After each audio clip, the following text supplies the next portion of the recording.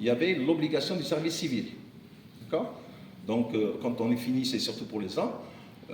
Enfin, c'était pour tout le monde, mais pour les hommes, il y avait le militaire aussi. Donc, c'était exigeant. Dès que vous sortez de l'université, vous avez déjà votre poste qui vous attend.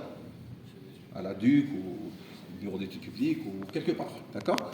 Donc, ce qui a appauvri le secteur privé, mais momentanément. D'accord?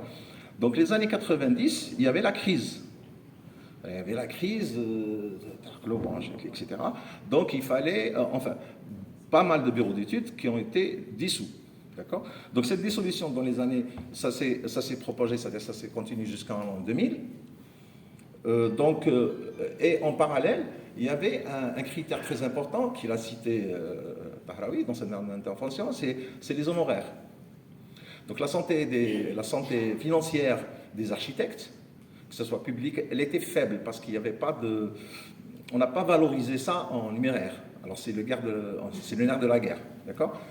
Donc les gens, en quelque sorte, même les bureaux d'études, ils ont délaissé cette profession, elle n'était plus rentable. Donc l'effet de la dissolution de ces bureaux d'études publiques, ça fait que fin de prise en charge des nouveaux diplômés, c'est-à-dire les nouveaux diplômés là, ils sortent, il faut qu'ils cherchent leur propre emploi, les emplois n'étaient pas destinés automatiquement. Il y avait une coupure entre l'architecte et entre activité intellectuelle du bâtiment, carrément. Donc ça, la coupure... en fait, il n'y avait pas de coupure parce qu'il n'y avait pas déjà de commencement. L'architecte est passé de salarié, les gens qui, après la dissolution, l'architecte est passé de salarié dans une entreprise publique ou bien dans un bureau public à patron.